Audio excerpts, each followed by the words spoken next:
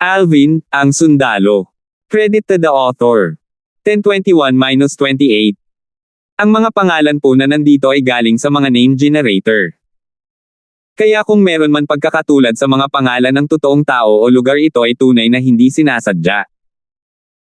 Sa sandaling ito, nakita ni Alvin ang 600 anino ng mga sinaunang may sungay na dragon sa itaas ng kanyang ulo. Ang Heaven and Earth Energy ay nagmaneho ng 600 sinaunang may sungay na mga silhwete ng dragon mula sa sword concept lamang. 5th level advanced sword concept. Bulong ni Alvin sa kanyang sarili, ngunit unti-unting lumakas ang kanyang boses. Nanliit ang kanyang mga mata, at bakas sa kanyang ekspresyon ang pagkagulat. Hindi inaasahan ni Alvin na ang salitang sword sa dingding ay lubos na magpapabago sa kanyang katawan. Hindi lang niya naintindihan ang dalawang bagong Heaven rank advanced sword skills, ang 9th level intermediate sword concept na naintindihan niya ay umabot sa 5th level advanced sword concept. Ito ay itinaas ng 5 antas. Sa tingin ko kahit ang profound assimilation formation ay hindi kasing baliw nito. Bumulong si Alvin, kumikibot ang sulok ng kanyang mga labi. Katutubo niyang tiningnan muli ang salitang sword sa dingding. Isang sulyap lang ay naging mabigat ang ulo ni Alvin at lumabo ang paningin. Inihanda ito ni Alvin, at kinurot niya ang kanyang hita gamit ang kanyang kamay na nasa posisyon na. Muling tumutok ang kanyang paningin nang maramdaman ang kurot, at nanambalik ang kanyang katinoan. Si Alvin ay hindi na nang ahas na tingnan ang salitang sword pagkatapos niyang mabawi ang kanyang katinoan. Sinong nagukit ng salita sa dingding? Kahit na ang isang martial emperor powerhouse ay hindi magkakaroon ng ganoong pamamaraan. Huminga ng malalim si Alvin, nakaramdam siya ng takot. Natuklasan niya na ang kanyang paningin ay agad na lumalabo sa sandaling tumingin siya sa napakalaking salitang sword, sa dingding na parang may enchantment sa salita. Nabasa ko na ang 2 reinkarnasyon ng alaala ng Rebirth Martial Emperor. Ni hindi pa niya narinig ang kakaibang pangyayaring ito, lalo pat makatagpo ito. Bumulong si Alvin habang kumikinang ang kanyang mga mata. Ayon sa alaala ng Rebirth Martial Emperor, maraming powerhouse na nasa itaas ng Martial Emperor stage ang lumitaw sa Cloud Continent noong sinaunang panahon sa kanyang unang buhay. Bagamat alam niya ang pagkakaroon ng mga powerhouse, wala pa siyang narinig na sinumang nagtataglay ng ganoong pamamaraan. Ang salitang sword na inukit sa dingding ay nagbigay daan sa akin na masira ang 9th level intermediate sword concept na naintindihan ko hanggang sa 5th level advanced sword concept.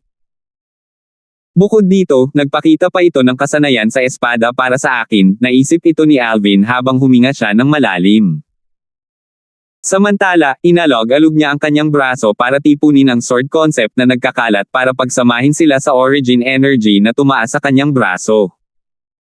Biglang-bigla, ang origin energy ay bumuo ng isang 3 talampakang haba na talim na napapalibutan ng kumikinang na sword energy. Naglabas ito ng mabangis na aura. Ang isa pang 800 sinaunang may sungay na mga silhwete ng dragon ay nabuo sa tabi ng 600 sinaunang may sungay na mga dragon sa itaas ng ulo ni Alvin. Ito ang Heaven and Earth phenomenon na nabuo ng Heaven and Earth energy sa tulong ng origin energy ng 6th level void transformation ni Alvin. 9 Dragons, Radiant Flash. Si Alvin ay may walang pakialam na ekspresyon sa kanyang mukha habang ibinabaon niya ang talim na may 3 talampakan ang haba sa kanyang braso na para bang iniindayog niya ang kanyang braso. Anong mahiwagang sensasyon? Isang indayog lamang ng espada ang nagbigay kay Alvin ng sensasyon na para bang ginagawa ng Diyos ang kanyang mahika. Pakiramdam ko ay pinagkadalubhasaan ni Alvin ang 9 Dragons, Radiant Flash sa pinakamataas na antas. Parang natural sa kanya ang lahat. Whoosh! Whoosh!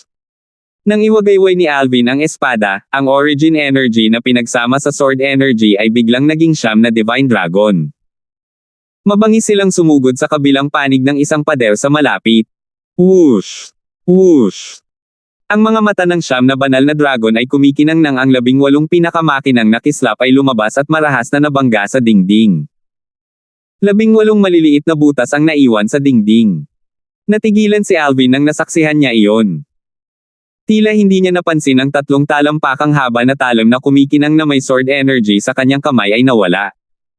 Ako.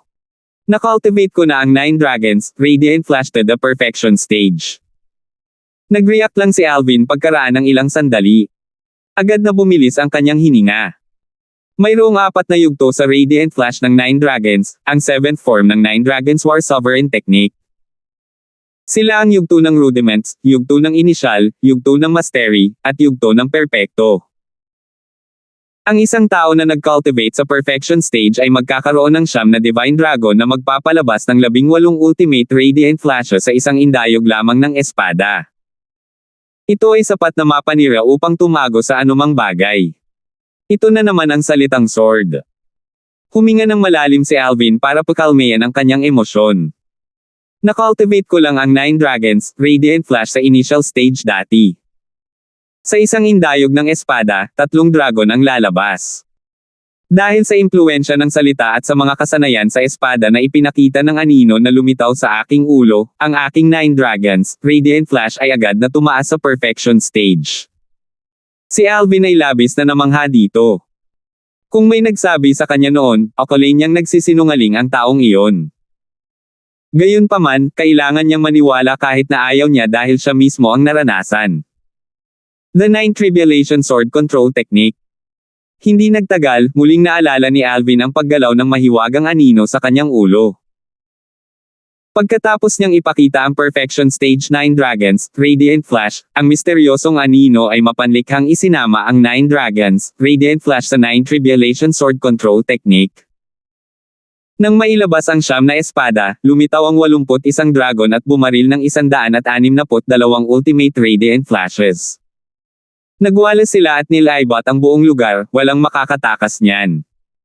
Nang walang karagdagang pagkaantala, itinaas ni Alvin ang kanyang braso at kinuha ang quasi-royal grade spirit sword. Isinaaktibo niya ang Split Unite Formation para ibahin ang isang espada sa siyam.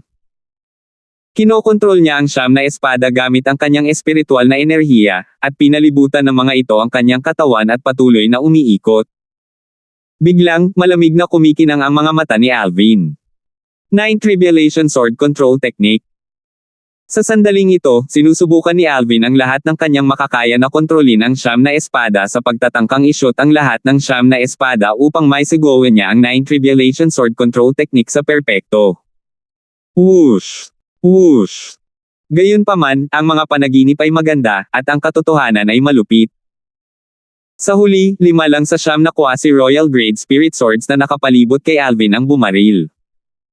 Ito ay marilag na parang may 5 Alvin na sabay-sabay na sumusugod. Bagamat medyo nadismaya si Alvin, hindi ito nakaapekto sa kanyang kalooban. Tinanggap niya ang kinalabasan at nagsimulang kontrolin ang 5 espada upang maisigawa ang Radiant Flash ng 9 Dragons. Medyo nababalisa siya noong una dahil ito ang unang beses niyang subukang pagsamahin ang 9 Dragons, Radiant Flash at ang 9 Violation Sword Control Technique pagkatapos niyang mapanood ang misteryosong anino na nagpapakita nito. Gayunpaman, ipinakita niya ang ekspresyon ng kagalakan sa kanyang mukha nang makita niya ang 9 na dragon na lumalabas sa bawat isa sa 5 espada na kanyang pinakawalan gamit ang 9 Tribulation Sword Control Technique. Mayroong kabuoang 45 banal na dragon. Whoosh! Whoosh!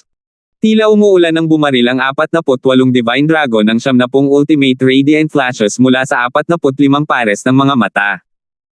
Lumitaw ang 70 maliliit na butas sa kaliwang bahagi ng dingding. Ang bawat isa sa mga butas ay tila walang kalaliman, maaaring isipin ng isa kung gaano nakamamatay ang pinakahuling nagniningning na mga kidlat. Sino ba talaga ang nag-iwan ng salitang sword? Si Alvin ay umatras at pinagsama ang 9 na quasi-royal grade spirit sword sa isa. Ibinaba niya ang kanyang bantay at likas na tumingin muli sa salitang sword sa dingding. Agad na lumabo ang kanyang paningin nang muling dumapo ang kanyang tingin sa salitang sword sa dingding. Ang salita ay patuloy na lumaki sa harap ng kanyang mga mata. Kasunod nito, narinig niya ang boses na narinig niya kanina. Kalmado ang boses, at ipinaliwanag nito ang teorya ng mga espada. Natural, maraming bagay ang hindi niya naiintindihan dahil hindi ito pamilyar sa kanya at mahirap intindihin. Hindi inisip ni Alvin kung gaano katagal ang lumipas nang sa wakas ay nanambalik na ang kanyang katinoan. Walang nagbago. Parang hindi garantisado ang isang pambihirang tagumpay sa tuwing ilulubog ko ang sarili ko sa salita. Umiling si Alvin habang nagtatatag siya ng koneksyon at muling inihagis ang kanyang sword concept. Nakita niyang walang nagbago sa heaven and earth phenomenon sa itaas ng kanyang ulo, at hindi niya ito nakitang nakakagulat. Ang kanyang sword concept ay nanatili sa 5th level advanced sword concept. Sa pagkakataong ito nang ilublab niya ang kanyang sarili sa salitang sword, hindi ito nagbigay sa kanya ng anumang makabuluhang pag-unlad. Biglang tumaas ang isang kilay ni Alvin nang lumipat ang kanyang atensyon kay Irish na nasa malapit. Dagindong. Isang malakas na apoy ang naglalagablab sa katawan ni Irish. Ang heaven and earth energy ay dumadagindong sa itaas ng kanyang ulo, at hindi nagtagal, nabuo ang heaven and earth phenomenon. Mayroong kabuoang 1,000 sinaunang may sungay na mga dragon na silhouette. 9th level advanced fire concept. Sa simula, medyo nababalisa si Alvin. Nag-aalala siya tungkol kay Irish na lubusang isinubsob ang sarili sa salitang sword, na puwersahang kumonekta at ilalabas ang fire profundity mula sa enerhiya ng kanyang fire spirit body. Gayunpaman, nabuhayan siya ng loob ng mapagtanto niyang ang fire concept sa katawan ni Irish ay naging matatag sa 9th advanced level. Hindi nagtagal, napansin ni Alvin ang apoy na tumaas mula sa katawan ni Irish na nagsimulang dumiin mula sa itaas hanggang sa ibaba. Sa kalaunan, ito ay nakompress sa hugis ng isang espada at transform sa isang hugis espada apoy. Si Irish ay ganap na nababalot ng hugis espada na apoy na para bang siya ay naging isang napakalaking nagninangas na pulang espada. Samantala, unti-unting tumaas ang nakakapaso at mabangis na aura. Sword concept. Maya-maya, naramdaman ni Alvin ang isang pamilyar na aura mula sa hugis espada na apoy na bumabalot sa katawan ni Irish. Ito ang aura ng sword concept. Kahit na ito ay isang elementary sword concept, si Alvin ay labis na nabigla dito. Bago ito, hindi naiintindihan ni Irish ang sword force. Nadurog ang puso ni Alvin nang mapagtanto niyang ang matinding pagbabago ni Irish ay dulot din ng napakalaking salitang sword sa dingding. Sino ang nag-iwan ng salitang ito? Huminga ng malalim si Alvin at muling itinoon ang atensyon sa dingding. Gayunpaman, hindi niya tiningnan ang salita sa pagkakataong ito. Sa halip, tumingin siya sa paligid na parang may hinahanap. Sa wakas, nakakita siya ng ilang mas maliliit na salita sa sulok ng salitang sword. Ang mga salita ay inukit sa dingding. Ipoipo. Nang walang karagdagang pagkaantala, lumipad si Alvin at dumating sa harap ng pader na may maliliit na salita. Pinagmasdan niyang mabuti ang mga ito. Napansin ni Alvin ang isang inscription sa kanang ibaba sa isang sulyap lamang. Sword Saint, Bert Ing. 1022. Sword Saint. Nanliit ang mga mata ni Alvin nang makita niya ang pangungusap na nakasulat sa dingding sa harap ng kanyang mga mata. Napaka-daring nitong Bert Ing. Tinatawag niya ang kanyang sarili na Sword Saint. Sa opinyon ni Alvin, ang isang taong nangahas na tawagin ang kanyang sarili na isang santo ay kailangang maging isang taong makapangyarihan. Sword Saint. Isang taong tinawag ang kanyang sarili na dapat ay may malalim na pag-unawa sa sword daw. Kung si Berting ang nag-iwan ng salitang sword, na tila may enchantment dito. Talagang karapat-dapat at tinupad niya ang titulong Sword Saint. Bulong ni Alvin sa sarili habang tinitingnan ang 5 salita na inscription sa harap ng kanyang mga mata. Pagkatapos ng lahat, ang salitang sword, na tila napakasimple ay nagbigay daan sa kanya upang agad na maunawaan ang 5th level advanced sword concept. Bukod dito, tinulungan pa siya nito na linangin ang advanced sword skill ng Heaven rank, ang 9 Dragons Radiant Flash, tungo sa perfection stage. Nakatulong din ito sa kanya na pagsamahin ang 9 Dragons Radiant Flash at 9 Violation Sword Control Technique. Bagaman ang salita ay mukhang simple sa ibabaw, alam niya na ang bawat hagod ay naglalaman ng teorya ng mga espada. Marahil isang sword cultivator powerhouse lang na may tiyak na pangunawa sa sword daw ang makakapag-ukit ng ganoong salita, naisip ni Alvin sa kanyang sarili. Di nagtagal, nawala sa isip ni Alvin at tumangala. Sinimulan niyang basahin ang mga salita sa itaas ng inscription. Ang mga salita ay iniwan ng parehong taong nag-iwan ng inscription. Bago ako umakyat, umalis ako sa Dow Marshall Saint Land bilang isang santo at naglakbay sa dagat. Nakapunta na ako sa mga kontinente na pinamumunuan ng Mortal Stage Dao Cultivator at pati na rin sa Mortal Continents na pinamumunuan ng isang Mortal Stage Dao Cultivator at isang Mortal Stage Martial Cultivator. Tinapos ko ang aking paglalakbay sa Cloud Continent, isang Mortal Continent na pinamumunuan ng isang Mortal Stage Martial Cultivator. Iniwan ko ang aking panghabang buhay na pangunawa sa Sword Dao sa tatlong mortal na kontinente para sa mga nakatadhana. Kung sino man ang makakaintindi sa kalahati ng naintindihan ko, tiyak na aakyat siya sa langit at magiging isang immortal kung maglalakbay siya sa Dao Martial Saint Land. Ang talata ay nagtapos dito na may inscription sa ibaba. Sword Saint, Bert Ing. Siya talaga ang nag-iwan ng salitang sword. Bagamat handa si Alvin sa pag-iisip, hindi pa rin niya maiwasang mapabuntong hininga. Ang mahiwagang salitang sword na iyon ay naglalaman ng Sword Saint Berting na pangunawa na kanyang iniwan. Ito ang kanyang panghabang buhay na pag-unawa sa Sword Dao. Hindi nakakagulat na nakatulong ito kay Alvin na itaas ang 5 antas ng kanyang konsepto ng sword. Gayun din. Tinawag ng Berting na ito ang kanyang sarili na isang santo mula sa ilang Dao Martial Saint Land.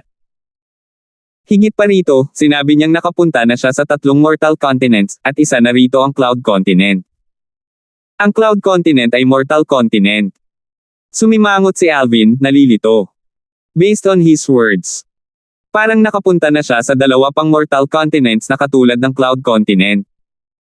Parang ang mundong ito ay mas malaki kaysa sa inaakala ko. Huminga ng malalim si Alvin at sinubukang pakalmayan ang kanyang emosyon. Ayon sa memorya ng Rebirth Martial Emperor, ang Cloud Continent ay napapaligiran ng walang katapusang karagatan. Maging ang Rebirth Martial Emperor mismo ay nahirapang mag-explore pa. Kasama ang mensahe ni Sword Saint Berting. Malamang nadulo lang ng malaking bato ng yelo sa mundong ito ang Cloud Continent. Bumilis ang hininga ni Alvin nang maisip niya ito. Kahit na ang karagatan ay tila walang katapusan, may isa pang 2 mortal na kontinente na katulad ng Cloud Continent, hindi kasama ang Dao Martial Land at Cloud Continent. Mortal Continent. Mortal Stage Martial Cultivator. Mortal Stage Dao Cultivator. Si Alvin ay mukhang nalilito habang siya ay nag-isip. Naintindihan niya na ang ibig sabihin ng Martial Cultivator ay Martial Artist. Narinig niya ang tungkol sa Dao Cultivator mula sa nakaitim na nakasuot na nasa katanghaliang gulang na lalaki nang magsalita siya tungkol sa pagbabago kay Elming sa ilang human puppet. Sinabi sa kanya ng lalaking nasa katanghaliang gulang na nakasuot ng itim ang tungkol sa pinagmula ng anting-anting na taglay niya. Noon lang niya napagtanto na ang 3 anting-anting na iniwan sa kanya ng kanyang kuripot na ama ay ilang mga Dao talisman na isinulat ng ilang Saint Rudiment Stage Dao Cultivator. Ang lalaking nasa katanghaliang gulang na nakasuot ng itim ay hindi taga Cloud Continent. At saka, tinawag din niya akong Mortal Stage Martial Cultivator. Hindi kaya siya ay mula sa Dao Martial Saint Land na tulad ng Sword Saint Berting. Napaisip si Alvin habang nag-isip pa siya. Anong Mortal Stage Martial Cultivator, Mortal Stage Dao Cultivator, Saint Rudiment Stage Dao Cultivator, Human Puppet? At kung anong Mortal Continent, Dao Martial Saint Land, ang umakyat sa langit at naging immortal. Nakakalito. Ito ay masyadong nakakalito. Sumasakit ang ulo ni Alvin sa sarili niyang haka-haka. Nahirapan siyang ayusin ang lahat ng impormasyon. Kalimutan mo na yun, hindi ko muna aalalahanan yan sa ngayon. Hanggat tumataas ang kakayahan ko, natural na mauunawaan ko ang lahat sa tamang panahon.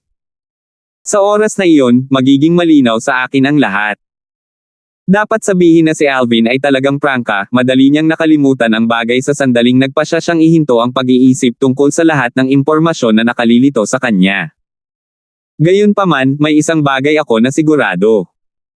Ang taong nag-iwan ng mga salitang ito at ang napakalaking salitang sword, ay napakalakas.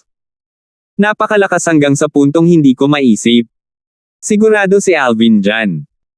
Ngayon na sa wakas ay nakadama ng kagaanan si Alvin, umalis siya sa dingding at bumalik sa tabi ni na Irish at Jack. Natuon kaagad ang atensyon niya kay Jack. Sa kasalukuyan, ang konsepto ng sword sa katawan ni Jack ay naglalabas ng mabangis na aura na pumutok sa langit. Gayunpaman, walang mga pagbabago sa itaas ng kanyang ulo sa mga silhouette ng 200 sinaunang may sungay na dragon sa Heaven and Earth phenomenon na nabuo mula sa kanyang Heaven and Earth energy. Mukhang ang kasalukuyang kalagayan ni Jack ay katulad ng pangalawang beses kung isinawsaw ang sarili ko sa salita. Hindi ito nakatulong sa akin na makalusot sa lahat. Ang tanging halata at malaking tagumpay ay mula sa unang pagkakataon na tiningnan ko ang salita, naisip ni Alvin sa kanyang sarili. Naturally, iyon ay hindi nangangahulugan na ito ay kalabisan upang tumingin sa salita muli, ito ay lamang na ang mga pagbabago ay hindi bilang makabuluhang kumpara sa unang pagkakataon. Kahit na ang konsepto ng sword ni Alvin ay hindi nakalusot sa pangalawang pagkakataon na tiningnan niya ang salita ay nagturo sa kanya ng maraming bagay. Malabo lang ang impormasyon, at kasalukuyang mahirap para sa kanya na intindihin. Malakas ang pakiramdam niya kung mauunawaan niya ang malabo at mahirap na impormasyon, ang kanyang sword concept ay tataas sa mas mataas na antas. Sa oras na iyon, hindi lamang ito aakyat ng 1 o 2 antas. Ang salitang sword ay talagang mas kamangha-mangha kaysa sa sword concept fragment. Hindi. Kahit na ang sword profundity fragment ay hindi magiging malaking tulong sa isang sword cultivator kumpara sa salita. Ang pag-iisip ay biglang lumitaw sa isip ni Alvin. Itong malayong kanyan ay talagang isang langit para sa isang sword cultivator. Tumingin si Alvin sa kanyan habang bumubulong sa sarili. Natuklasan niya na ang buong kanyan ay matatagpuan sa kalaliman ng kabundukan. Kung titingin sa itaas, makikita lamang ang maliliit na puwang na nabuo ng mga dahon mula sa mga puno sa kagubatan. Ang liwanag ng kanyan ay nagmula sa maliliit na puwang na iyon. Tiyak na hindi ko matutuklasan ang kanya na ito kahit na lumilipad ako maliban kung gagawa ako ng komprehensibong paghahanap gamit ang aking espiritual na enerhiya. Naturally, kung talagang dumaan si Alvin sa lugar nang hindi alam kung ano ang nakatago doon, tiyak na hindi niya gagamitin ang kanyang espiritual na enerhiya para magsagawa ng komprehensibong paghahanap. Ito ay isang sulok lamang mula sa isa sa hindi mabilang na malalayong hanay ng bundok sa Azure Forest Imperial Kingdom. Walang makakapansin nito. Kung hindi dahil sa katotohanan dito matatagpuan ang hometown ni Jack, malamang na hindi si Alvin ang magkusa na pumunta rito. Sa ibabaw, tila ang tanging paraan upang makapasok at makalabas sa kanya na ito ay sa pamamagitan ng paglipad. Ang single line na kalangitan ay ang tanging pasukan, ngunit ito ay nakatago sa pamamagitan ng kagubatan. Kung hindi si Jack ang nanguna, hindi ko mapapansin ang pag-iral ng kanyan kahit na dumaan ako. Hindi maiwasan ni Alvin na mapalad ng maisip niya ito. Hindi niya akalain na makakatagpo siya ng isang bagay na napakaganda sa kanyang pagbisita para ayusin ang dantian ni Jack. Natatakot akong walang maihahambing sa salitang sword, sa pader ng kanyan, mas mahalaga pa ito kaysa sa lahat ng mga pagtatagpo na pinagsama-sama ko. Walang alinlangan si Alvin tungkol doon. Natural, ang dahilan kung bakit siya nakarating sa conclusion na iyon ay dahil sa mensaheng iniwan ni Sword Saint Berting. Kahit na ang mensahe ni Berting ay maikli, ang bawat salita ay hindi direktang nagpahayag kung gaano siya kalakas. Kung hindi nagyayabang si Berting, malaki ang posibilidad na siya ang pinakamakapangyarihang tao sa Dao Martial Saintland noong nakaraan. Kung hindi siya magsasabi ng isang bagay tulad ng kung sino man ang makakaintindi sa kalahati ng naintindihan ko, tiyak na makakaakyat siya sa langit at magiging isang immortal kung maglalakbay siya sa Dao Martial Saintland. Naisip ni Alvin sa kanyang sarili. Bang! Isang malakas na putok ang biglang tumunog at nawala si Alvin sa kanyang pag-iisip. Napatingin siya sa pinanggalingan ng pagsabog. Nagkataon lang na malapit ito sa kinatatayuan ni Irish. Nag-aapoy pa rin ang hugis espadang apoy na bumabalot sa kanyang katawan. Patuloy na tumataas ang mabangis na aura mula sa apoy. Itong aura. Hindi mapigilan ni Alvin na ipikit ang kanyang mga mata. Ay nako! Ano ang nakita niya? Sa mismong sandaling ito, malinaw niyang naramdaman sa pamamagitan ng espiritual na enerhiya na pinalawak niya na ang konsepto ng sword sa hugis espada na apoy ni Irish ay umakyat mula sa elementarya na konsepto ng espada tungo sa intermediate sword concept. Bukod dito, hindi ito ang karaniwang intermediate sword concept. 7th level intermediate sword concept. Inangat ni Alvin ang kanyang ulo para tingnan ang heaven and earth phenomenon sa itaas ng ulo ni Irish.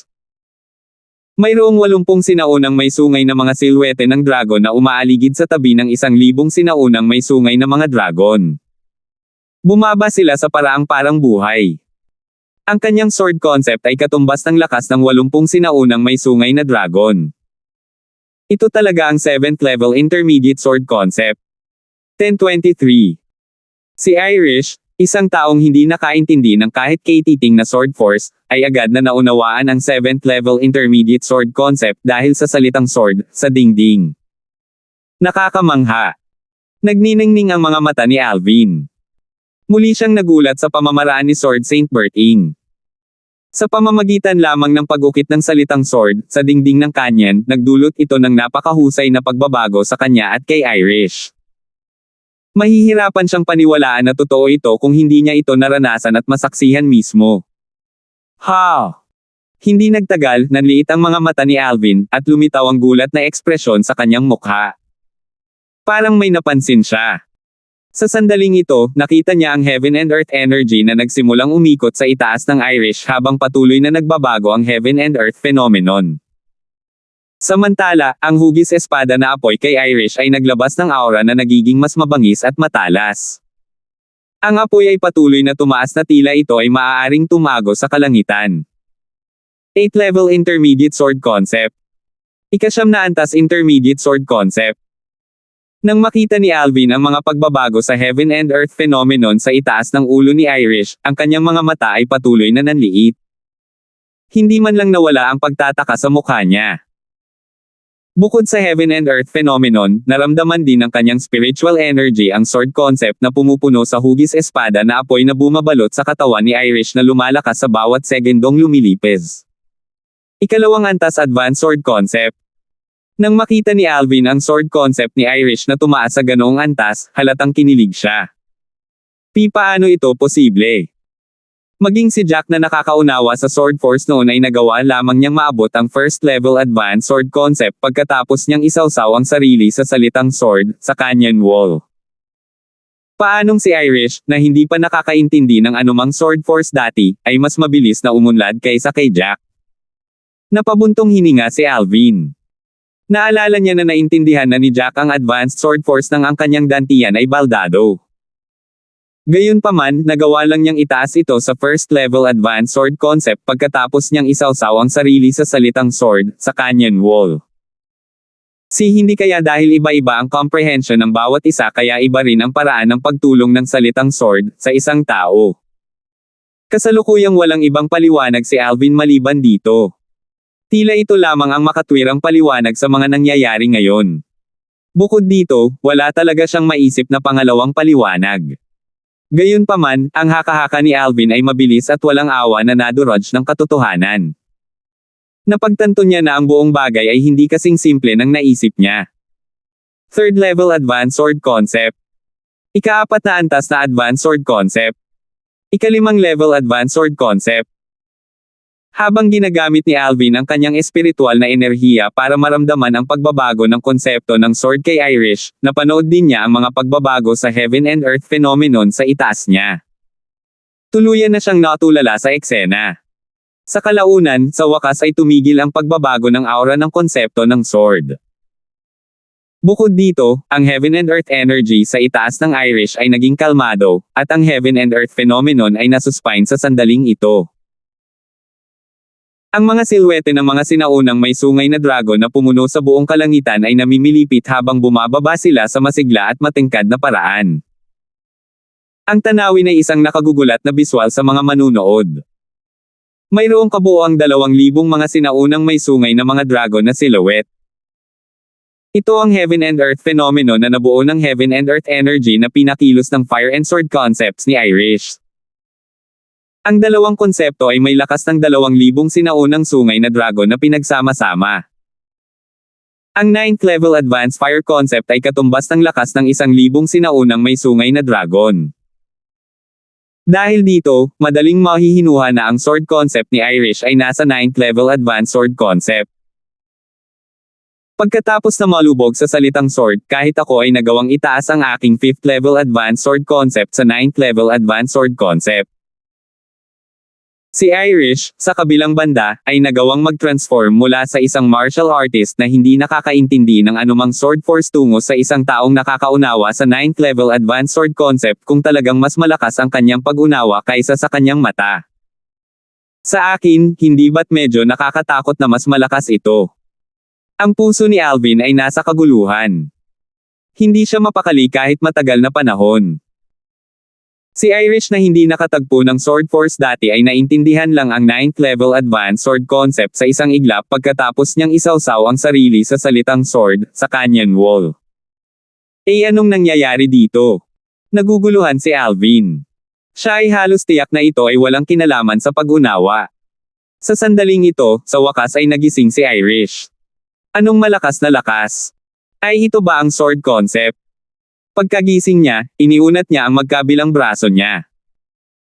Ang hugis espada na apoy ay agad na tumaas at naglabas ng nakakapasong aura na tila ito ay nag-transform sa dalawang higanteng naglalagablab na espada. Irish, paano mo nagawa? Nang marinig ni Irish ang boses ng tao sa kanyang panaginip, agad siyang bumalik sa kanyang katinoan. Matapos niyang bawiin ang hugis espadang apoy sa kanyang katawan, ngumiti siya sa direksyon ng boses.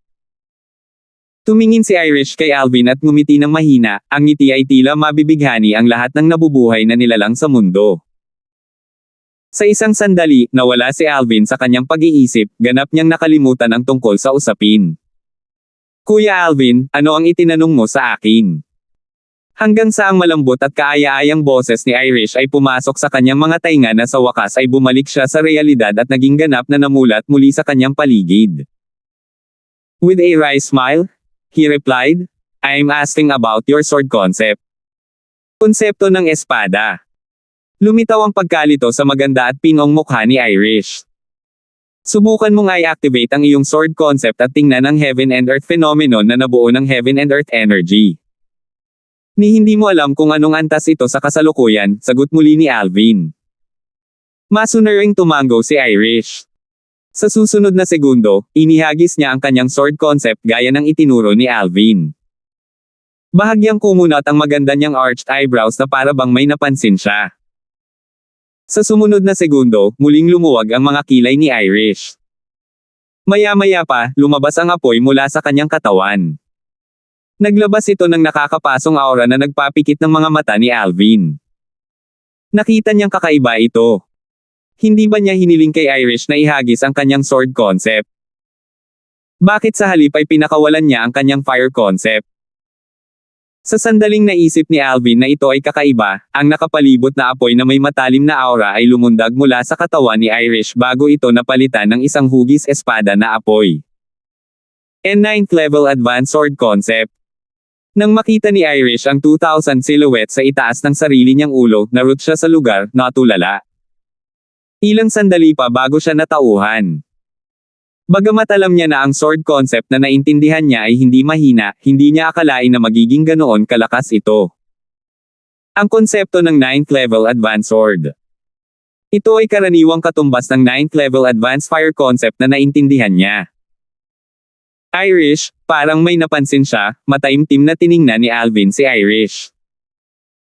Napansin ko kanina na pinakawalan mo muna ang fire concept mo bago mo ilabas ang sword concept. I wonder kung sinasadya mo ba yun o yun lang ang paraan para makast mo. Pagkatapos niyang itanong ang tanong na ito, tinitigan niya si Irish na parang sabik na malaman ang sagot sa tanong. Hindi ko rin alam kung ano ang nangyayari. Kaya lang kung hindi ko muna ilalabas ang fire concept ko, hindi ako makakakonect sa sword concept. Muling ikinunot ni Irish ang kanyang magandang arch na kilay nang maalala niya ang eksena kanina. Mukhang nagmula ang konsepto ng sword sa konsepto ng apoy. Katulad ng naisip ko. Sa sandaling marinig ni Alvin ang tugon ni Irish, isang kinang ang sumilay sa kanyang mga mata. Ang proseso ng ihagis ni Irish ang kanyang sword concept ay tila pamilyar sa kanya. Ito ay katulad noong una niyang pinakawalan ang kanyang wind concept bago niya mailabas ang kanyang fire concept. Ang huli ay ipinanganak mula sa kanyang wind concept.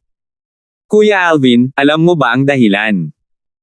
Matanong na tanong ni Feng Tia nang makita niya ang sinag ng realisasyon sa mga mata ni Alvin. Irish, kung hindi ako nagkakamali, ang iyong sword concept ay hango sa iyong fire concept. At saka, ang iyong sword profundity ay magiging kapareho ng iyong fire profundity hanggat maaari mo itong i-cast. Paliwanag ni Alvin na may tame time na mukha. Nang marating niya ang dulo ng kanyang pangungusap, baka sa lalim ng kanyang mga mata ang inggit. Bagamat hindi niya alam kung bakit lalabas ang konsepto ng sword mula sa konsepto ng apoy, alam niya ang dahilan nito ay ang salitang sword na nakasulat sa pader ng kanyan. Ang sword Saint Berting na iyon ay talagang kapansin-pansin. Siya ang dahilan kung bakit maaaring ipanganak ng konsepto ng apoy ni Irish ang konsepto ng hangin. Hindi napigilan ni Alvin ang buntong hininga mula sa kanyang dibdib. Napakalinaw niya tungkol sa katotohanan na ang konsepto ng apoy ni Irish na nagsilang ng konsepto ng sword ay isang ganap na naiibang bagay sa kanyang pag-unawa sa konsepto ng sword.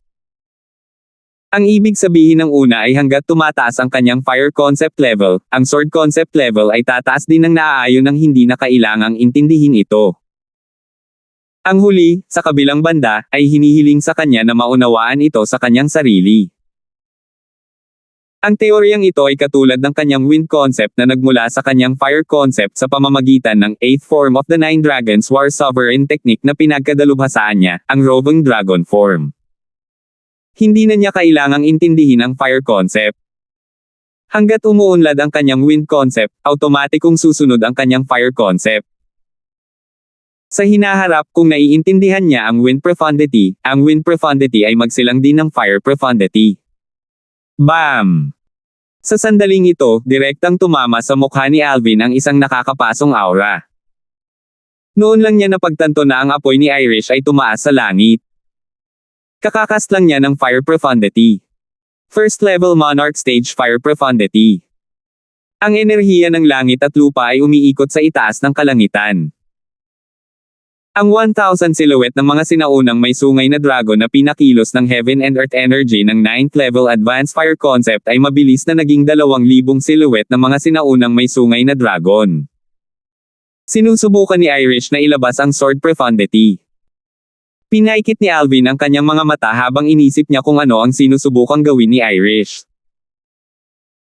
Sa susunod na sandali, ang apoy na palaki ng palaki sa katawan ni Irish ay biglang nanginginig at naging mas malaking hugis espada na apoy na nakatutok sa bokana ng kanyan sa itaas ng kalangitan. Samantala, ang 1,000 silhouette ng mga sinaunang may sungay na dragon sa itaas ng ulo ni Irish na nabuo mula sa Heaven and Earth energy ng 9th level advanced sword concept ay naging 2,000 silhouette ng mga sinaunang may sungay na dragon. Sword profundity 1024. Matapos ilabas ni Irish ang first level monarch stage fire profundity, ipinanganak nito ang first level monarch stage sword profundity. Ang kapangyarihan ng dalawang first level monarch stage profundities na pinagsama-sama ay katumbas ng lakas ng 4,000 sinaunang may sungay na dragon. Irish. Si Alvin ay lubos na namangha nang makita niya kung paano pinalaki ni Irish ang wind profundity sa pamamagitan ng fire profundity. Kasabay nito, seryoso ang kanyang ekspresyon habang nagbabala, itigil ang pakikipag-usap at ilabas ang iyong fire profundity kung hindi kinakailangan. Sa sandaling ito, ang espiritual na enerhiya na pinalawak ni Alvin ay malinaw na nakadarama ng pagkabalisa ng kapangyarihan mula sa fire spirit body sa katawan ni Irish. Parang sisubog na ito sa katawan niya. Sa ilang sandali, siya ay labis na nag-aalala, at malinaw na nakasulat sa kanyang mukha ang pag-aalala. Ayaw niyang mapahamak si Irish. Okay. Sa sandaling marinig ni Irish ang mga salita ni Alvin at makita ang pag-aalala sa kanyang mukha, isang nasisiyahang ngiti ang sumilay sa kanyang pinong mukha habang siya ay masunurin na tumango. Kasabay nito, ang fire profundity sa kanyang katawan ay nawala kasama ang sword profundity. Iyan ay hindi kapanipaniwala. Kitang-kita ang pagkabigla sa maselang mukha ni Irish nang bawiin niya ang dalawang profundities. Sino ang nag-iwan ng salitang sword? Talagang pinahintulutan ako nito, isang martial artist na hindi pa nakakaintindi ng anumang sword force dati, na maunawaan ang isang sword concept na kapareho ng level ng fire concept ko sa isang iglap. Walang alinlangan na si Irish ay nabigla sa sarili niyang karanasan. May nakasulat na sipi doon. Basahin mo ito, at malalaman mo kung sino ang nag-iwan nito, sabi ni Alvin kay Irish habang sinusulyapan niya ang sulok ng pader ng bundok na inukit ng salitang sword. Samantala, naguguluhan pa rin siya. Nagtataka ako kung paano pinagsama ng salitang sword, ang sword concept sa fire concept ni Irish. Dahil ba ito sa kanyang fire spirit body? Nag-iisip si Alvin sa kanyang sarili. Kung hindi, bakit hindi pinagsama ng salitang sword, ang sword concept sa iba ko pang concepts? Marahil, ito ay dahil hindi pa naiintindihan ni Irish ang sword force dati kaya ang sword concept na naintindihan niya ay automatikong nagkusa na sumanib sa kanyang fire concept. Muling nag-isip si Alvin. Ito ay tila posible rin. Sa sandaling marinig ni Irish ang mga salita ni Alvin, agad na nagningning ang kanyang mga mata. Napatingin siya sa gilid ng pader ng bundok na malapit. Hindi nagtagal ay dumapo ang kanyang tingin sa mga salitang napakalayo para basahin. Whoosh! Sa isang paglukso, lumipad palabas si Irish na parang isang maapoy na duwende. Dumating siya sa pader ng bundok at pinag-aralan ang daanan sa dingding. Ang daanan ay naiwan ng Sword Saint Berting. Katulad ni Alvin, si Irish ay napuno ng kalituhan nang matapos niyang basahin ang CP. Mortal Continent lang ang Cloud Continent. Ang mga martial artists sa Cloud Continent ay Mortal Stage Martial Cultivators. Thou Martial Saint Land. Ascend to heaven and become an immortal.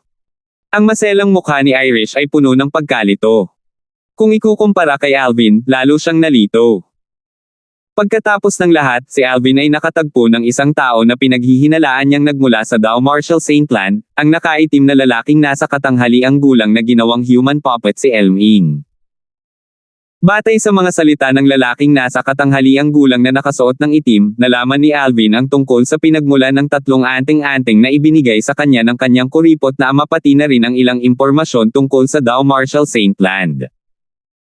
Halimbawa, ang anting-anting ay tinawag na Thou Talisman, at ito ay iginuhit ng ilang Saint Rudiment Stage Thou Cultivator. Whoosh! Sa sandaling ito, si Jack na nakatuon ang buong atensyon sa salitang sword, sa pader ng kanyon ay sa wakas ay nagising din. Huminga siya ng malalim na tila may mabigat na naalis sa kanyang isipan. Blanca ang mukha niya. Ano ang ibig sabihin ng ilang pangungusap na iyon? Bulong ni Jack sa kanyang sarili na nakakunot ang noo. Mukhang malalim ang iniisip niya. Pakiramdam niya ay tiyak na uunlad ang kanyang konsepto ng sword hanggat naiintindihan niya ang kahulugan ng ilang pangungusap na iyon, at ang pagtaas ng antas ay hindi limitado sa 1 o 2 antas lamang. Jack! Isang boses ang tumunog at nagulat si Jack. Siya ay likas na tumingin sa direksyon ng tunog. Isang gwapo at kaakit-akit na binata na nakasuot ng lila na may magandang tindig ang nakatayo doon. Sa pagharap sa binata na nakasuot ng lila, si Jack ay hindi nang ahas na mahuli. Mabilis niya itong binati ng may paggalang, "Young Master." "Jack, paano mo nahanap ang lugar na ito?" Nagtataka na tanong ni Alvin. Sa kanyang opinyon, ang pagtuklas ni Jack sa lugar na ito ay hindi lamang nagdulot ng malaking kapalaran sa kanyang sarili kundi sa kanya at kay Irish din. Bukod dito, magdadala din ito ng malaking kapalaran sa iba pang darating dito sa hinaharap. Sa kanya na ito, ang napakalaking salitang sword, sa dingding ay maaaring ituring na isang hindi mabibaylang kayamanan. Maaari nitong baguhin ang buhay ng isang tao sa isang tiyak na lawak. Kunin na lang halimbawa si Jack. Logically, halos imposible para kay Jack na maunawaan ang void transformation concept. Gayunpaman, dahil sa salitang sword, sa pader ng kanyon, nagawa niyang maunawaan ang first level advanced sword concept sa isang iglap. Bukod dito, inilabas din nito ang kanyang potensyal sa sword art. Pabayaan ang pag-unawa sa mas mataas na antas ng konsepto ng sword, maaari pa niyang maunawaan ang sword profundity sa hinaharap. Ang salitang sword, na iyon sa dingding ay nagbigay daan kay Jack na maipanganak muli. Ayon kay Sword Saint Berting, sapat na para madaanan natin ang buong Thou Martial Saint Land kapag naintindihan na natin ang kalahati ng sword art na nilalaman ng salitang sword, na naiwan niya. Batay sa pangungusap na ito, mahuhulaan natin, kung ako man, Irish o Jack, ang natitira lang nating kaigat ng sword, sa sword ay naintindihan natin. Sa likod. Hindi naging mahirap para kay Alvin na makabuo ng teoryang ito. Young Master. Magalang na sagot ni Jack sa tanong ni Alvin, nakita ko ang kanya na ito nang manghuli ako sa kabundukan 2 linggo na ang nakakaraan. Pagdating ko rito, naakit ako sa salitang sword, sa dingding. Nang sa wakas ay nakabalik na ako sa aking katinoan, natuklasan ko na ang aking 7th level elementary sword concept ay naging 1st level advanced sword concept. Bakas pa rin sa mukha ni Jack ang pagtataka nang ikwento niya ang kanyang karanasan. Tumango si Alvin bago siya nagtaas ng isang kilay at ngumiti. Jack, naintindihan mo na ang 7th level elementary sword concept bago mo pa man lang matagpuan ang lugar na ito. Mukhang hindi ka man lang nanghina nitong ilang taon. Lagi akong umaasa na magkakaroon ako ng pagkakataon na manatili sa tabi mo sa hinaharap upang makatulong na maibsan ang iyong pang-araw-araw na pag-aalala, Young Master. Dahil dito, hindi ako nang ahas na magpabeya, same time at taos pusong sabi ni Jack mula sa kaibuturan ng kanyang puso. Natigilan si Alvin saglit bago bumaha ang init sa kanyang puso. Ngayong gumaling na ang iyong dantian, ang iyong cultivation base ay gagaling ng hindi oras. Maaari kang magpatuloy sa tabi ko mula ngayon. Ngumiti si Alvin. Sa sandaling marinig ni Jack ang mga salita ni Alvin, agad na nagningning ang kanyang mga mata, at mabilis niyang ipinahayag ang kanyang pasasalamat. Salamat, Young Master. Noong una, hindi niya akalain na papayagan siya ni Alvin na manatili sa tabi niya kahit na gumaling ang kanyang dantian dahil ang kanyang cultivation base ay nanatiling pareho. Gayunpaman, hindi niya inaasahan na si Young Master ang magkukusa at hahayaan siyang manatili sa tabi niya. Dahil dito ay natarante siya sa tuwa. Sino pa ba ang nakakaalam sa lugar na ito maliban sa iyo? Tanong muli ni Alvin. 10 araw na ang nakalipas, dinala ko si Hendrik dito. Sa simula, ang intensyon ko ay hayaan siyang maunawaan ang konsepto ng sword sa tulong ng salitang sword, ngunit sinong mag-aakala na siya ay agad nahihimatayin sa loob ng 3 araw at 3 gabi sa sandaling makita niya ang salitang iyon. Nang maabot ni Jack ang bahaging ito ng kanyang pangungusap, makikita sa kanyang mukha ang pagkakasala. Nawala ng malay. Medyo nagulat si Alvin. Matapos magmuni-muni ng ilang sandali, madali niyang nahulaan ang dahilan. Ito ay dapat ang kanyang espiritual na enerhiya. Ang espiritual na enerhiya ni Hendrik ay nasa origin core stage lamang. Mahihirapan siyang dalhin ang kaalaman sa sword art na nakapaloob sa salitang sword. Para kay Jack, kahit na ang kanyang dantian ay baldado, at wala na ang kanyang cultivation base, ang kanyang espiritual na enerhiya ay hindi naapektuhan. Nasa void prying stage pa ito, naisip ni Alvin sa kanyang sarili. Big Brother Darfield, sa tingin mo ba ay mapagkakatiwalaan ang mensaheng iniwan ng Sword Saint Berting? Mayroon talagang 2 mortal continents, katulad ng ating Cloud Continent, hindi pa natin narinig sa mundong ito, hindi binabanggit ang Dao Marshall Saint Land o iba pa. Sa sandaling ito, bumalik si Irish at nakatitig kay Alvin na may malinaw na pagkabigla na nakasulat sa kanyang maselang mukha. Irish, ikaw lang ang makakapagpasya kung ito ay mapagkakatiwalaan o hindi. Para sa akin, hindi ko sasabihin na ito ay hindi mapagkakatiwalaan hanggat hindi ko nahahanap ang bawat sulok ng mundo, walang pagmamadali na sagot ni Alvin. Tumango si Irish. Sumangayon siya sa sinabi nito. Itong pader ng kanya na may nakasulat na salitang sword. Dama po ang tingin ni Alvin sa pader ng bundok sa malapit. Naningkit ang kanyang mga mata nang may nabuong kabaliwang ideya sa kanyang isipan. Sa susunod na sandali, lumipad na siya palabas. Whoosh! Isang espada ang lumitaw mula sa manipis na hangin sa kanyang kamay. Ito ay walang iba kundi ang quasi-royal grade spirit sword. Whoosh! Nang manginig ang kamay ni Alvin, ang sinag ng espada ng quasi-royal grade spirit sword ay tumakas at hiniwa ang gilid ng pader ng kanya na naglalaman ng salitang sword. Balak ni Kuya Alvin na putulin ang pader ng kanya na iyon at ibalik ito sa kanya. Madaling mahulaan ni Irish ang kanyang intensyon habang pinagmamasdan siya nito. Dapat niyang aminin na ito ay isang nakatutuwang ideya.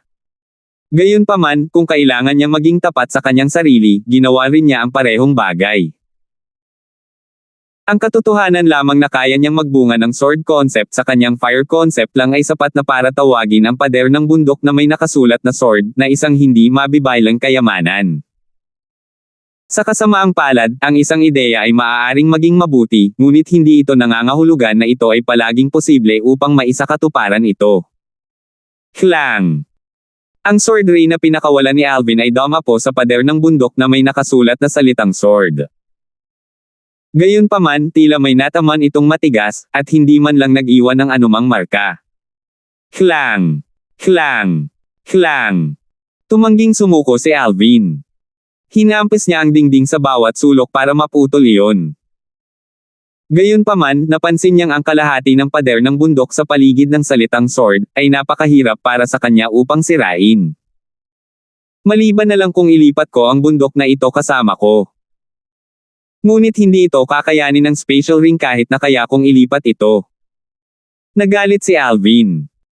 Kahit na ang quasi-royal grade spirit weapon spatial ring ay hindi kayang tumanggap ng ganoong kalaking bundok.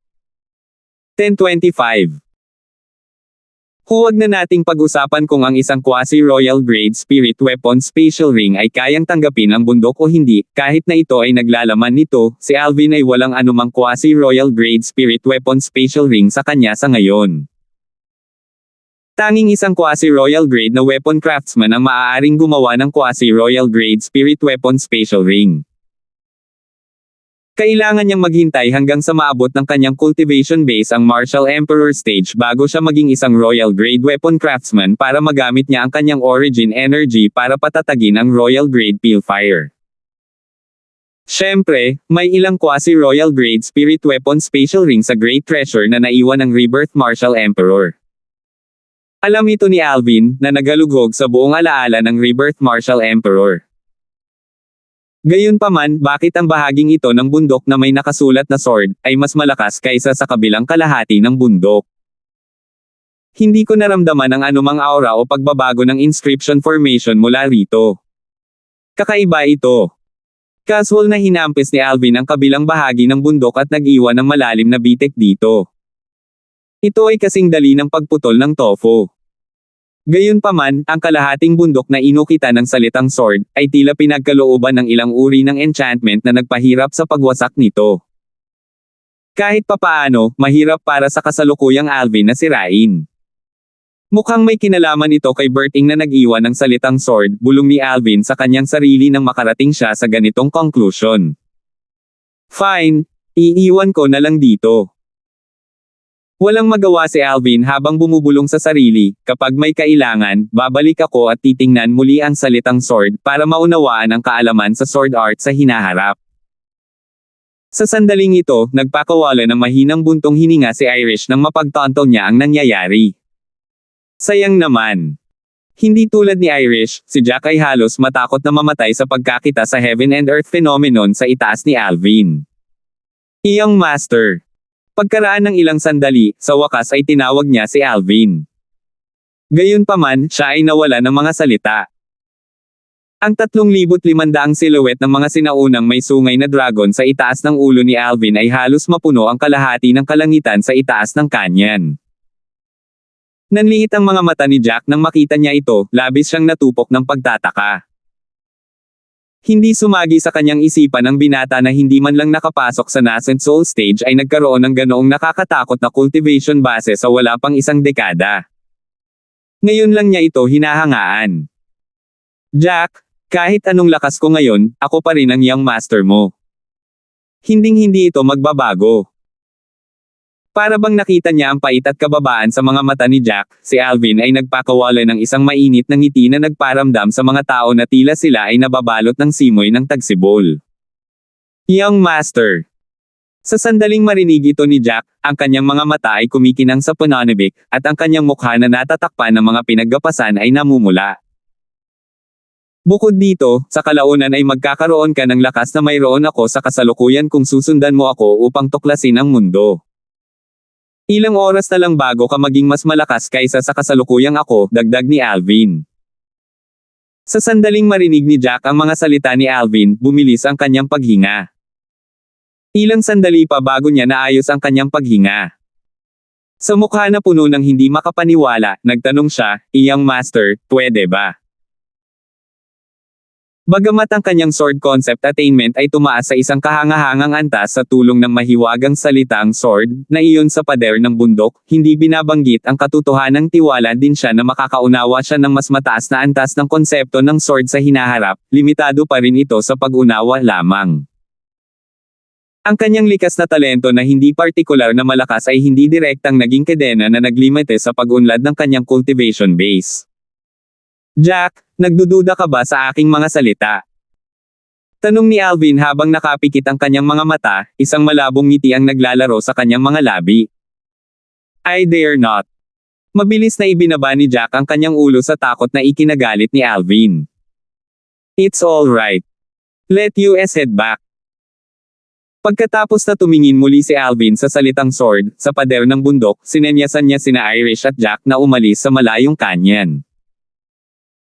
Pagkatapos umalis sa single line na pasukan sa kalangitan, sinimulan ni Jack na muling ayusin ang mga palumpong sa labas upang ganap nitong harangan ang pasukan sa kanyan. "Bukod sa iyo, si Hendrik lang ang nakakaalam ng lugar na ito." Tumingin si Alvin kay Jack, gusto niyang muling kumpirmahin ang sitwasyon.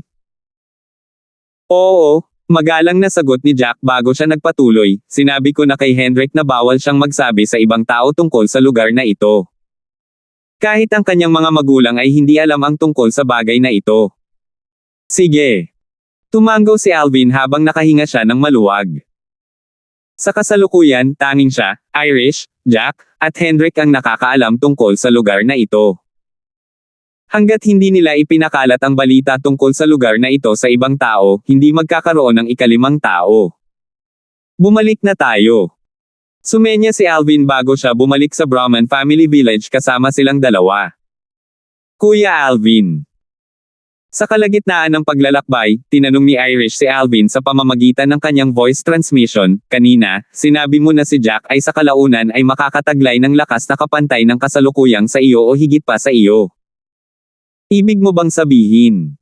Pagkatapos niyang maunawaan ang sword profundity. "Siyempre hindi." Umiling si Alvin at sumagot ng may tame time na mukha sa pamamagitan ng kanyang voice transmission, "Susubukan kong tulungan siyang magkaroon ng lakas na katulad ng kasalukuyang antas ko bago niya maunawaan ang sword profundity. Pwede pa ba yon?" Nagulat si Irish sa kanyang mga sinabi. Bagaman hindi mababa ang mga natamo ni Jack sa sword art sa tulong ng kaalaman sa sword art na nakapaloob sa salitang sword, limitado lang iyon sa kanyang sword concept o profundity, di ba? Pero ang kanyang cultivation base. Isantibi na natin ang katotohanang kagagaling lang ng kanyang dantian, at kailangan pa rin niyang makabalik sa dati. Cultivation base, natatakot ako na mahirap pa rin para sa kanya na makamit ang magagandang tagumpay sa kanyang likas na talento. Kahit na gumamit siya ng mga espiritong prutas upang tulungan siya, ang epekto ay hindi makikita dahil sa kanyang likas na talento na hindi partikular na malakas. Nagpatuloy si Irish. Ang dahilan kung bakit niya sinabi iyon ay hindi dahil minalas niya si Jack. Nagsasabi lang siya ng kanyang opinyon. "Irish, narinig mo na ba ang tungkol sa paglilinis at muling pagsilang ng mga meridian? Bagamat ang likas na talento ng isang tao ay likas na kaloob sa sandaling siya ay isilang, maaaring magbago ang mga pangyayari kung siya ay may hindi inaasahang pagkikita." Ngumiti si Alvin. "Kunin mo na lang siyang halimbawa.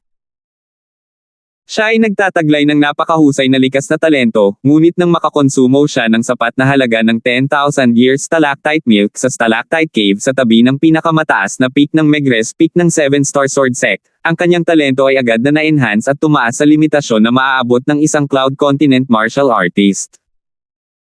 Isantibi ang 10,000 years stalactite milk, kunin si Nancy, ang Miss Yale na nakatagpo niya sa Drift Cloud Town sa silangang distrito ng Hilagang Disyerto, bilang halimbawa. Ang orihinal na likas na talento ni Nancy ay hindi rin mataas. Gayunpaman, pagkatapos niyang pagsamahin ang kanyang origin energy at ang kanyang spiritual energy sa kanyang katawan at gumamit ng eksklusibong pamamaraan na nakita niya sa memorya ng Rebirth Martial Emperor sa kanya, ang kanyang likas na talento ay sumailalim sa isang pagbabago sa mundo. Kahit na ang isang tao na gumamit ng meridian cleansing ay walang mas malaking cultivation-based improvement kumpara sa isang tao na kumonsumo ng 10,000 years stalactite milk upang muling ipanganak, walang gaanong pagkakaiba sa pagitan ng dalawa. Naglilinis ang mga meridian. Rebirth. Agad na pinaikit ni Irish ang kanyang mga mata nang marinig niya ang mga salita ni Alvin. Siya ay hindi estranghero sa dalawang terminong ito. Gayunpaman, napakahirap gawin ang mga ito. Pagkatapos ng lahat, ang isang item na maaaring makatulong sa isang tao na magsagawa ng paglilinis ng mga meridian at payagan siyang maipanganak muli ay isa sa pinakamahalaga at bihirang kayamanan sa Cloud Continent. Ang mga pagkakataong mahanap ang kayamanan ay napakaliit. Si Kuya Alvin kaya ay may ganoong kayamanan. Hindi maiwasan ni Irish na mag-isip-isip. Habang nag-iisip siya, lalo siyang naging sigurado. Sa kanilang paglalakbay, napakaraming himala ang naranasan ni Kuya Alvin kaya nasanay na siya. Gayunpaman, ang hindi niya alam ay si Alvin ay walang anumang kayamanan.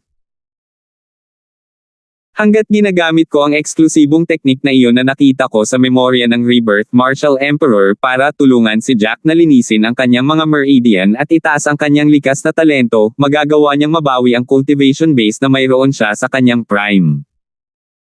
Sa hinaharap, makakahanap ako ng ilang mga bunga ng espirito para sa kanya. Sa oras na iyon, mabilis na tataas ang kanyang cultivation base. Napaisip si Alvin sa kanyang paglalakbay pabalik sa Brahman Family Village. Naintindihan ni Jack ang Void Transformation concept. Hanggat ang kanyang likas na kakayahan ay maaaring abutin, sa tulong ng mga bunga ng espirito, ang kanyang cultivation base ay tiyak na aakyat sa Void Transformation stage ng walang anumang limitasyon. Sa sandaling bumalik sila sa Brahman Family Village, sina Alvin at Irish ay itinuring bilang mga panauhin ng karangalan, at sila ay tinatrato ng may mainit na pagtanggap. Sa mga sumunod na araw, nanatili silang dalawa sa nayon. Kung gusto ni Jack na umalis, walang duda na kailangan muna niyang ipaalam sa ibang tao sa nayon. Naghihintay sina Alvin at Irish na matapos siyang ipaalam sa kanila para sabay silang umalis. Tito Jack, aalis ka na ba talaga? Sa sandaling marinig ni Hendrik na aalis na si Jack, agad na napuno ng luha ang mga mata ng batang lalaki na lumaki. Gayunpaman, ang matatag na binatilyong ito ay babalik sa isang bata sa harap ni Jack. Hendrik, pagkatapos kong umalis, ang responsibilidad na protektahan ang nayon ay ibibigay sa iyo.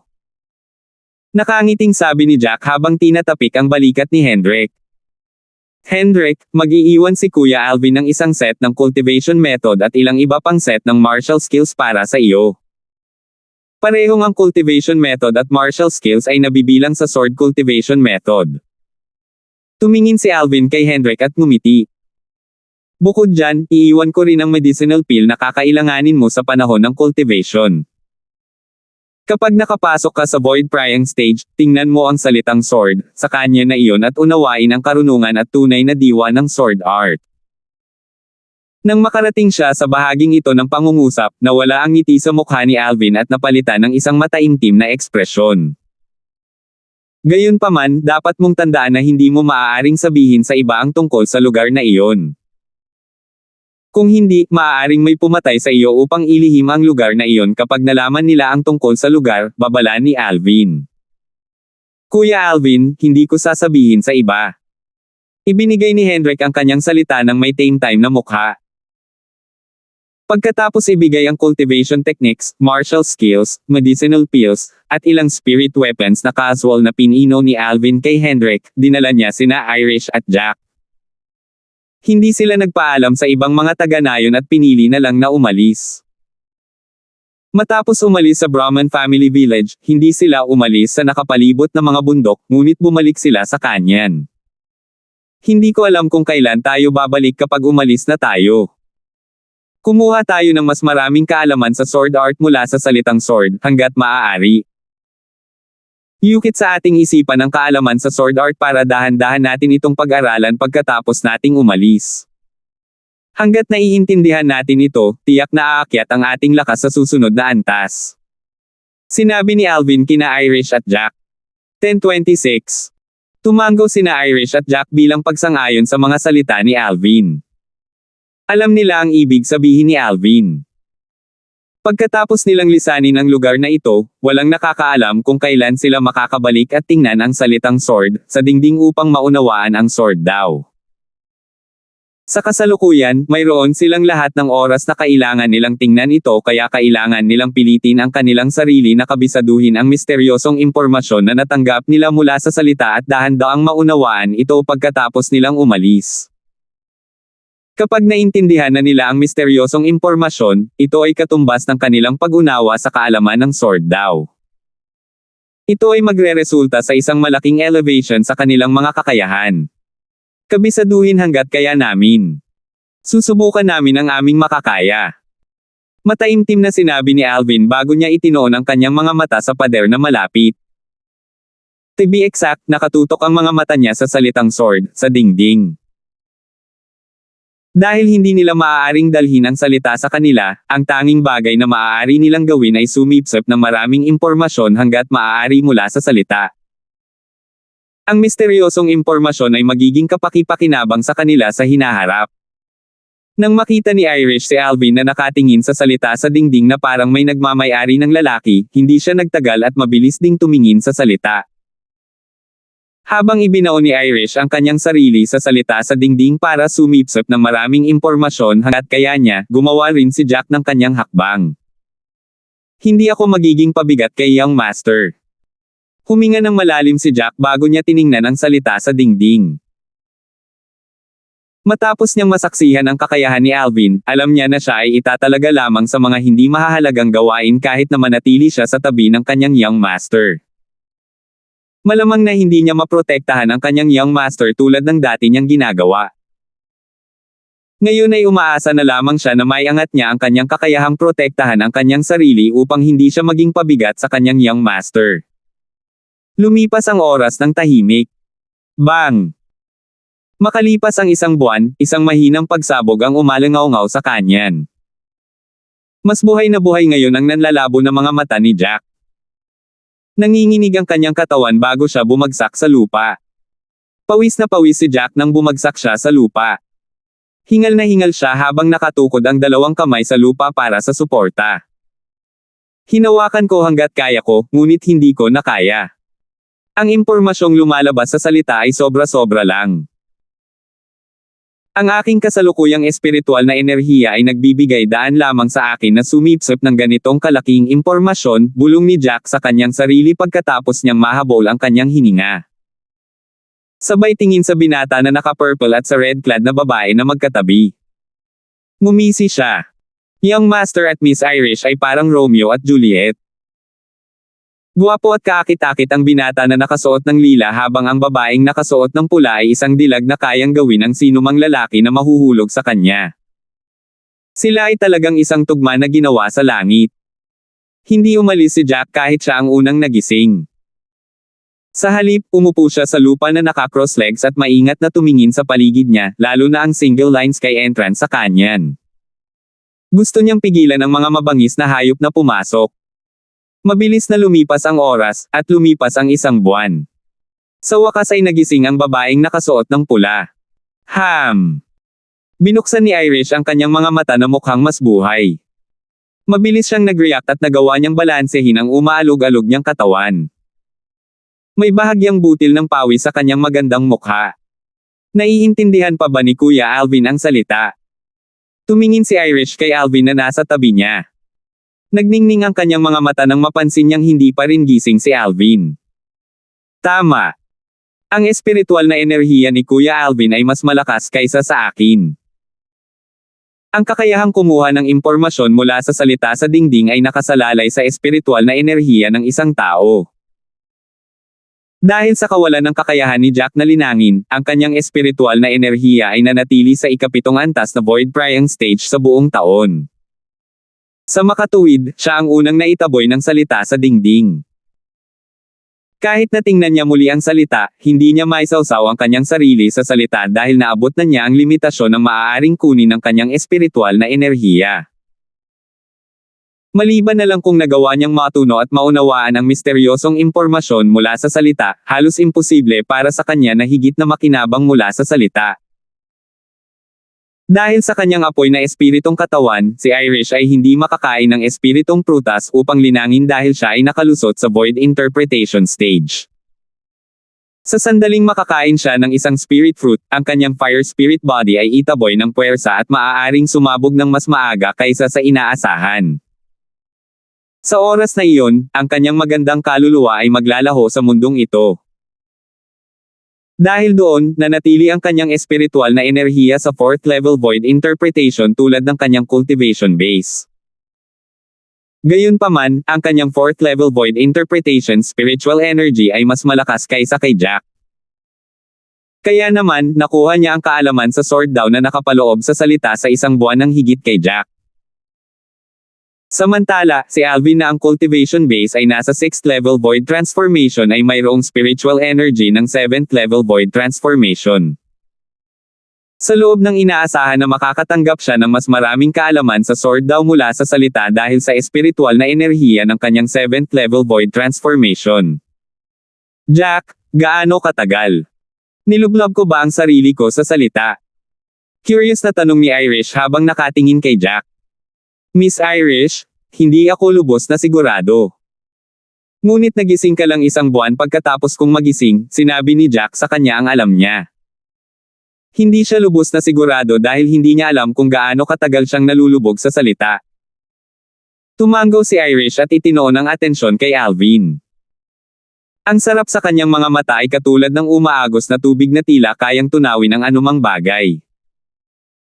Sa palagay ko ay makakapagtiis si Kuya Alvin ng 1 o 2 buwan, haka-haka ni Irish at nakarating sa konklusyong iyon pagkatapos ikumpara ang kanyang espiritual na enerhiya kay Jack. Sa kasalukuyan, si Alvin ay parang isang sanggol na sumususo sa dibdib ng kanyang ina habang matako niyang hinihigop ang misteryosong impormasyon na lumalabas sa salita sa dingding. Hindi niya alam kung gaano katagal ang lumipas, ngunit hindi niya ito pinag-isipan. Isa lang ang nasa isip niya, kukuha siya ng maraming kaalaman sa sword daw hanggat kaya niya na nasa loob ng kakayahan ng kanyang espiritual na enerhiya at inukit ang mga iyon sa kanyang isipan. Mauunawaan niya ito kapag may oras siya sa hinaharap. Habang matigang naghihintay sina Irish at Jack para magising si Alvin, 4 na hindi inanyayahang bisita ang dumating sa Dark Cloud Dynasty. Whoosh! Whoosh! Whoosh! Whoosh! 4 na silhouette ang lumipad mula sa langit at nakarating sa kabisera ng Dark Cloud Dynasty. Lumipad sila ng napakabilis na tila sila ay lumitaw mula sa manipis na hangin. Di nagtagal, lumitaw ang 4 na silhouette sa itaas ng pinakamarangyang building complex sa kabisera ng Dark Cloud Dynasty. Ito ay ang Imperial Palace sa kabisera ng Dark Cloud Dynasty. Ang Imperial Palace ay kung saan naninirahan ang Imperial Family, ang pinuno ng Dark Cloud Dynasty. Sa 4 na silhouette, mahinang masasabi ng pinuno ang malakas na matandang lalaki. Imposibleng makita ang emosyon ng matanda, ngunit may bakas ng panlalamig sa mga mata nito.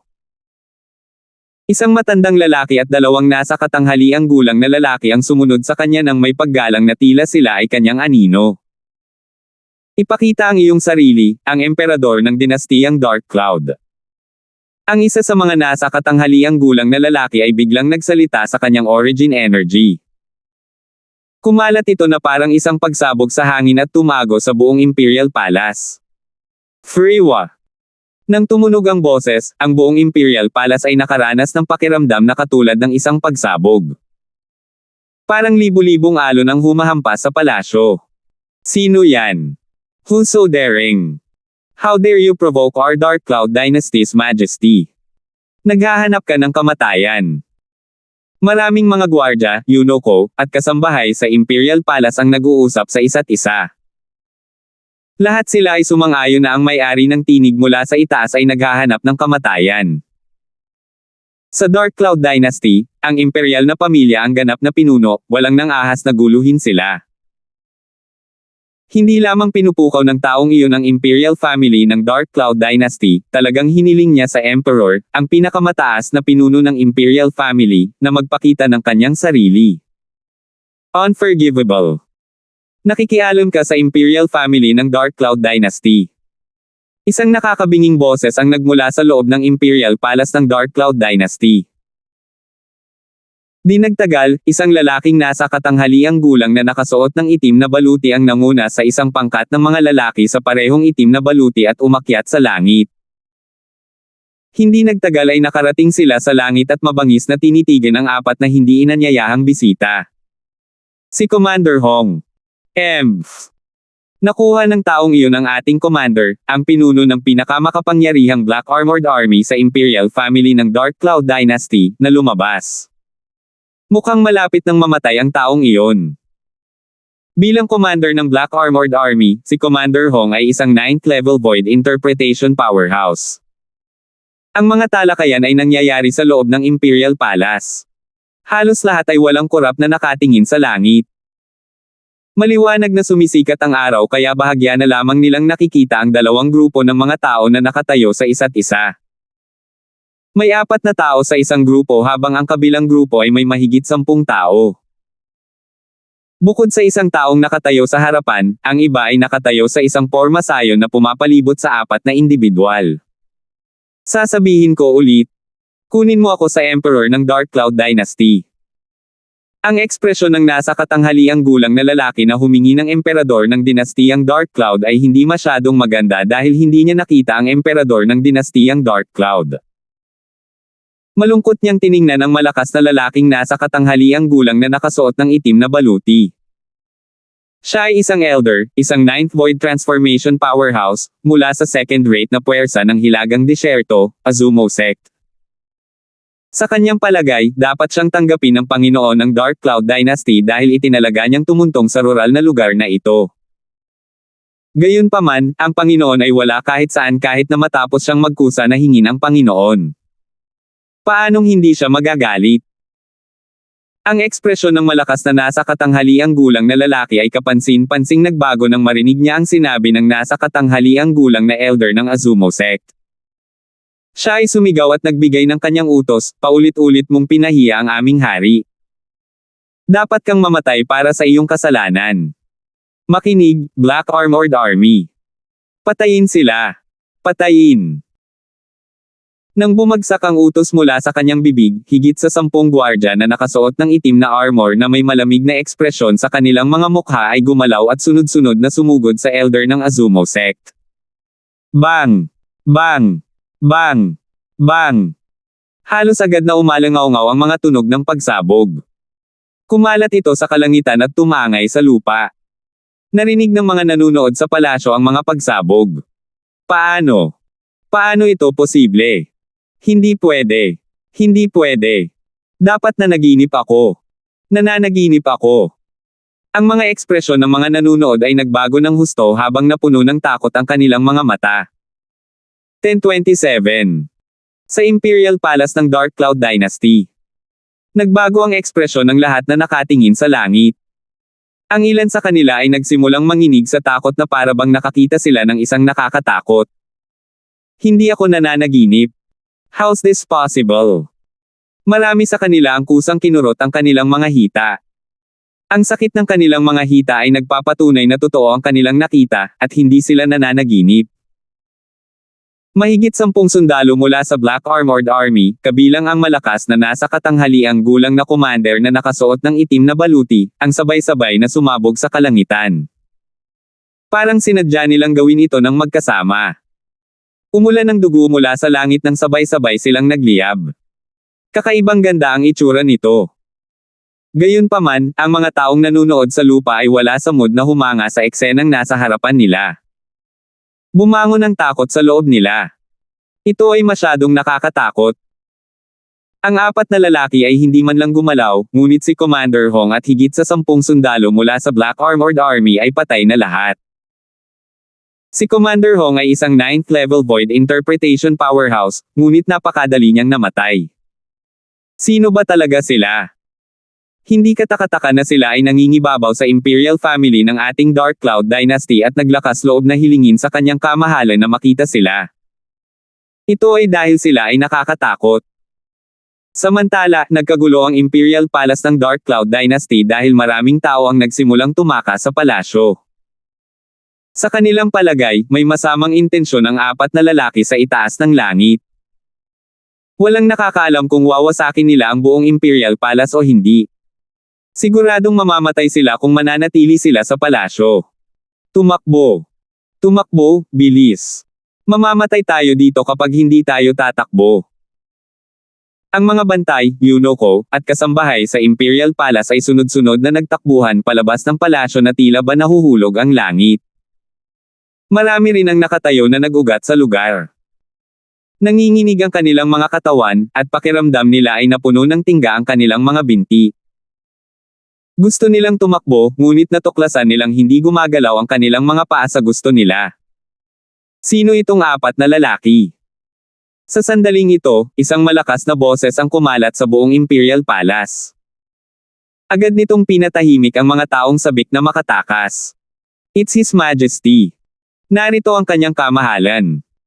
Narinig ko ang kanyang kamahalan at ilang matandang prinsipe na dumaan sa void transformation stage ng ilang buwan. Wala silang dahilan para matakot sa apat na individual. Marami sa kanila ang inalis ang pag-iisip ng pagtakas. Nakatayo sila sa kanilang posisyon at nag-uusap sa isa't isa habang pinagmamasdan ang 5 silhouette na paakyat lang sa langit. Nangunguna ang isang lalaking nasa katanghaliang gulang na nakasuot ng dragon robe habang sinusundan siya ng 4 na matandang parang anino niya. Nakuha agad nila ang atensyon ng mga nasa Imperial Palace nang lumitaw sila. Ito ay ang emperador ng dinastiyang Dark Cloud at ang 4 na matandang prinsipe. Mula nang matapos ang martial competition ng 10 Dynasties, ang emperador ng Dark Cloud Dynasty ay nagbalik ng isang malaking panalo dahil nagbalik siya ng maraming concept fragment at nagawang lumikha ng 5 void transformation powerhouses sa Imperial Palace, kasama ang kanyang sarili. Hindi na nakatiis ang 5 nang masaksihan nila ang Black Armored Army na naging madugong ulan. Di nagtagal, ang emperador ng dinastiyang Dark Cloud at ang 4 na matandang prinsipe ay dumating sa kalangitan at tumayo sa harap ng 4 na individual kasama ang malakas na matandang lalaki bilang kanilang pinuno. May takot sa mga mata ng emperador ng Dark Cloud Dynasty. So ikaw ang emperador ng Dark Cloud Dynasty. Ang nasa katanghaliang gulang na lalaki sa likod ng malakas na matandang lalaki, na sumigaw ng 2 beses kanina, ay tumingin sa emperador ng Dark Cloud Dynasty sa isang pagalit na paraan. Malamig na kumikinang ang kanyang mga mata na tila lalamunan na siya. How dare you? Sa sandaling ito, isa sa mga matandang prinsipe na nakatayo sa likod ng emperador ng dinastiyang Dark Cloud ay pinandilatan ang nasa katanghaliang gulang na lalaki at sumigaw, hindi mo ba alam ang mga alituntunin? Ano ang nagpapalagay sa iyo na karapat-dapat kang makipag-usap sa kanyang kamahalan, ang emperador ng dinastiyang Dark Cloud bago pa man magsalita ang iyong Panginoon? Karapat-dapat. Ang nasa katanghaliang gulang na lalaki sa una ay natigilan, ngunit hindi nagtagal ay humagalpak siya ng tawa pagkatapos niyang marinig ang salita ng matandang prinsipe. Nang mapawi ang kanyang pagtawa ay agad na naging malamig ang kanyang ekspresyon. Kasunod nito, dahan-daang itinaas ng nasa katanghaliang gulang na lalaki ang kanyang braso at bumulong sa sarili, natatakot akong hindi mo ito makikita kapag napatunayan kung karapat-dapat ako. Halos sa sandaling magsalita ang nasa katanghaliang gulang na lalaki, umiling-iling ito at tinuro ang daliri sa bilis ng kidlat. Whoosh! Isang napakabilis na puwersa ang bumaril sa dulo ng kanyang daliri at lumikha ng nakakatalim na ingay. Mula sa simula hanggang sa wakas, ang emperador ng dinastiyang Dark Cloud at ang iba pang 4 ay walang oras na mag-react. Nang mag-react silang 4, nagbago ang ekspresyon ng mukha nila nang mapagtantong may butas sa pagitan ng kanyang mga kilay ang matandang prinsipe na nagsalita kanina. Fu! Bumulwak ang dugo mula sa butas nang bumagsak ang matandang prinsipe sa lupa habang nakadilat ang kanyang walang buhay na mga mata. Patay na ang first void transformation stage martial artist. Bang! Ang katawan ng matandang prinsipe ay nahulog sa maluwang na piazza sa Imperial Palace at naging duguan na laman. Ang kanyang dugo ay kumalat kung saan-saan at naging isang maliit na daloy ng dugo. Biglang bumalot ang katahimikan sa grupo ng mga taong nanunood sa Imperial Palace. Pagkatapos nilang mataranta, nagsimula silang tumakbo palabas ng Imperial Palace sa sobrang galit. Oh my God! Ang kanyang kamahalan at ang 4 na matandang prinsipe ay void transformation powerhouses. Ngunit ang isa sa matandang prinsipe ay napatay ng napakabilis, at ang kalaban ay wala man lang nagawa. Nakakatakot. Sino itong mga taong ito? Maaaring sila ay mga powerhouse mula sa mga dayuhang lupain. Siguro. Ang buong Imperial Palace ay bumagsak sa ganap na pagkagulo. Hindi lamang ang mga gwardya, baiting, at dalaga ang tumatakas, maging ang mga babae, prinsipe, at prinsesa sa harem ay nagsimulang tumakas din. Ang emperador ng Dark Cloud Dynasty ay nababalisa habang tinitingnan ang kaguluhan sa harap ng kanyang mga mata. Gayunpaman, wala siya sa mood na harapin iyon ngayon. Alam niyang kailangan niyang harapin ng mabuti ang bagay na iyon. Kung hindi, magdudulot ito ng malaking kapahamakan sa kanyang Dark Cloud Dynasty. Mga nakatatanda, karangalan ni Dark Cloud Dynasty na makasama kayong apat dito. Bilang Emperor ng Dark Cloud Dynasty. I wonder kung may magagawa ba ako para sa inyong apat. Bagamat ngayon lang niya nasaksihan ang kanyang Imperial Uncle na pinatay ng taong ito, walang puot sa Emperor ng Dark Cloud Dynasty sa ngayon. Alam niyang walang kwenta ang galit niya dahil walang paraan para makapaghiganti siya. Upang maprotektahan ang Imperial family ng Dark Cloud Dynasty, kailangan niyang maging mapagpakumbaba bago ang apat na powerhouses na pinaghihinalaan niya ay nagmula sa foreign lands. Mula sa simula hanggang ngayon, hindi siya nang ahas na ipakita ang kanyang kahangahangang ugali bilang emperador ng Dark Cloud Dynasty. Ang taong iyon ay isang tagasunod lamang. Hindi man siya ang pinuno, at mayroon na siyang kakilakilabot na kakayahan. Pinatay niya ang Imperial Uncle 11 na ang cultivation base ay nakalusot sa first level void transformation stage sa isang daliri lamang. Napakabilis niya at hindi man lang gumamit ng Heaven and Earth energy, lalo pa ang pagbuo ng Heaven and Earth phenomenon. Ang taong iyon lang ay sapat na upang sirain ang Imperial family ng Dark Cloud Dynasty. Halatang halata na ang kanyang katayuan ay nasa ibaba ng matanda dahil sumunod siya sa kanyang likuran. Gaano kalakas ang kakayahan ng matanda noon? Nadurog ang puso ng Dark Cloud Dynasty Emperor nang tingnan niya ang malakas na matandang lalaki na pinuno ng grupo. Agad siyang umiwas ng tingin. Nanginginig siya at hindi naglakas loob na ipagpatuloy ang kanyang pag-iisip. Ang nasa katanghaliang gulang na lalaking pumatay sa matandang prinsipe ng Dark Cloud Dynasty ay nanunuya. Siyempre may kailangan kami mula sa iyo dahil nandito kami. Nabalitaan kong may isang tao na nagngangalang Alvin sa grupo ng mga batang powerhouses mula sa iyong Dark Cloud Dynasty na sumali sa martial competition ng 10 Dynasties sa Skywolf Fort. Alvin. Naningkit ang mga mata ng Dark Cloud Dynasty Emperor nang marinig niya ang sinabi ng nasa katanghaliang gulang na lalaki. Natural, pamilyar siya sa pangalan. Ang taong kinabibilangan ng pangalan ang dahilan kung bakit nakatanggap siya ng napakalaking halaga ng mga gantimpala mula sa martial competition ng 10 Dynasties. Maaari ko bang itanong kung bakit mo hinahanap si Alvin? Takot na tanong ng emperador ng dinastiyang Dark Cloud. Biglang umalangaw-ngaw ang tunog ng sampal. Tila walang nagawa ang nasa katanghaliang gulang na lalaki, ngunit ang sariwang bakas ng isang kamay ay lumitaw sa mukha ng emperador ng Dark Cloud Dynasty. Ako ba ang nagtatanong o ikaw ang nagtatanong? Ang boses ng nasa katanghaliang gulang na lalaki ay napakalalim ng magsalita ito, at isang hangarin ng pagpatay ang lumitaw sa kanyang mga mata. Natural, siya ang nagbigay sa Emperor ng Dark Cloud Dynasty ng isang sampal sa bilis ng kidlat. Sobrang bilis. Ang mga ekspresyon ng tatlong matandang prinsipe sa likod ng emperador ng dinastiyang Dark Cloud ay sunod-sunod na nagbago. Maaari silang mapatawad sa hindi nila nakitang darating na pag-atake. Gayunpaman, hindi pa rin nila napansin ang pangalawang pag-atake kahit na sila ay nakahanda sa pag-iisip. Sa sandaling ito, napagtanto nila na ang taong iyon ay napakalayo sa kanila sa mga tuntunin ng kakayahan na hindi nila maihahambing. Huminga ng malalim ang emperador ng dinastiyang Dark Cloud. Bagamat naramdaman niyang tinatapakan ang kanyang dignidad, hindi siya nang ahas na magsalita ayon sa gusto niya. Ang tanging magagawa niya ay mag-init sa galit dahil ayaw niyang mangyari sa kanya ang nangyari sa matandang prinsipe. Senior, hindi ko pa masyadong kilala si Alvin. Ang alam ko lang ay isa siyang batang powerhouse mula sa Darkstone Empire. Bago niya kinatawan ang ating Dark Cloud Dynasty para sumali sa Martial Competition of the Ten Dynasties, nirekomende siya ng Darkstone Empire na sumali sa Martial Competition na inorganisa ng ating Dark Cloud Dynasty, dahil daw ang sinabi ng Dark Cloud Dynasty sa Darkstone Emperor ang responsibilidad. Darkstone Empire. Nagsalita ang malakas na matandang lalaki bago nagsalita ang nasa katanghaliang gulang na lalaki. Ang kanyang mga mata ay kumikinang habang hindi kumukurap na nakatitig sa emperador ng dinastiyang Dark Cloud. Ang nakakatakot na titig ay nagpang-inig sa emperador ng dinastiyang Dark Cloud habang lumilitaw ang mga goosebumps. Nasaan na? Tanong ng malakas na matanda pagkaraan ng ilang sandali. Nasa timog, sabi ng Dark Cloud Dynasty's Emperor na may takot na nakasulat sa buong mukha niya. Itinuro niya ang direksyon ng Darkstone Empire nang walang pag-aalinlangan. Tara na.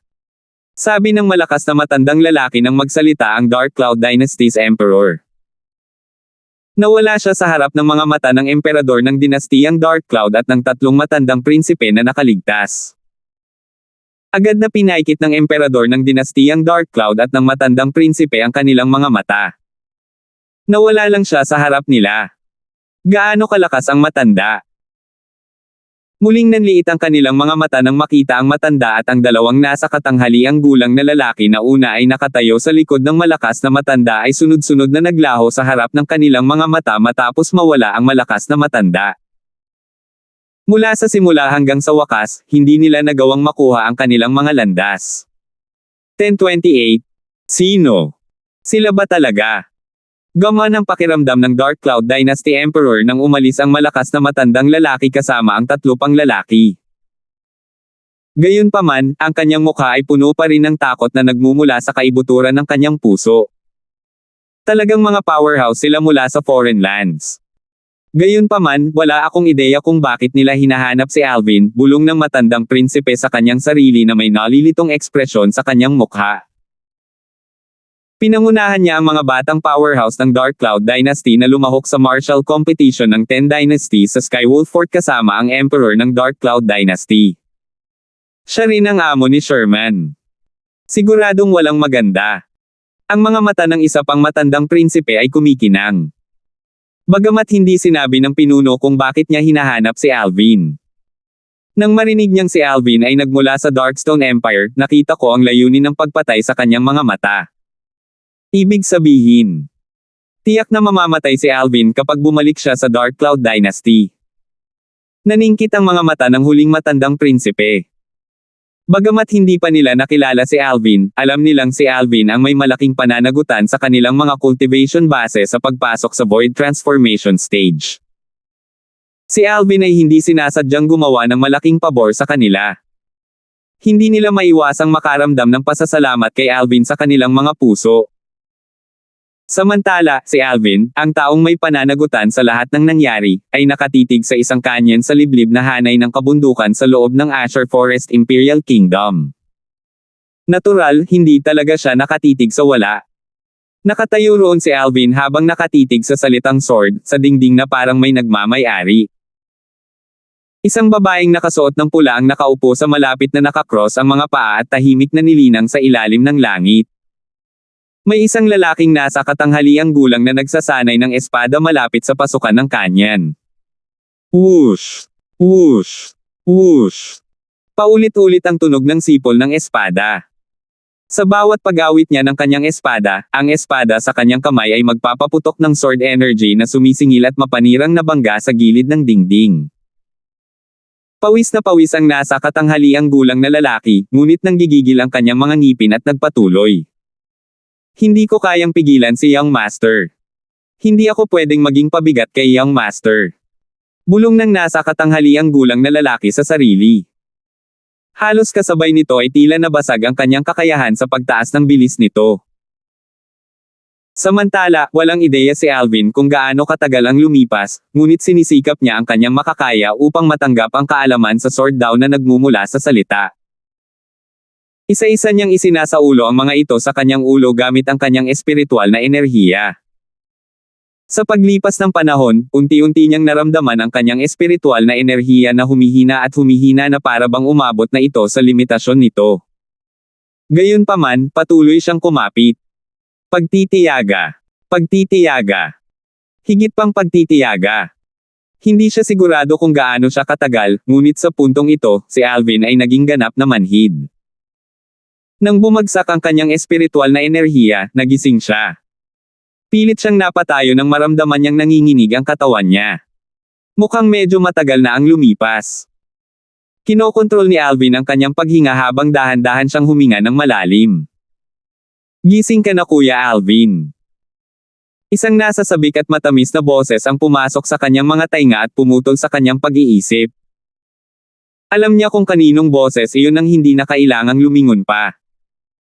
Irish, tawag ni Alvin sa kanyang pangalan at tumalikod. Bahagya siyang ngumiti sa ginang na naka-cross-leg sa malapit na nakaupo na parang fire elf. Kuya Alvin, nagising ka 2 buwan pagkatapos kong magising. Marahan na ba maantong hininga si Irish? Ang kanyang hininga ay kasing bango ng isang orchid. 2 buwan pagkatapos mong magising. Saglit na natigilan si Alvin bago siya nagpatuloy sa pagtatanong, gaano ka katagal tumingin sa salita? Batay sa iyong espiritual na enerhiya, dapat ay makapagtiis ka ng medyo matagal. Hindi ko alam kung gaano ako katagal tiniis na tingnan ito. Ang alam ko lang ay tiningnan ko ito ng 1 buwan ng higit pa kaysa kay Jack.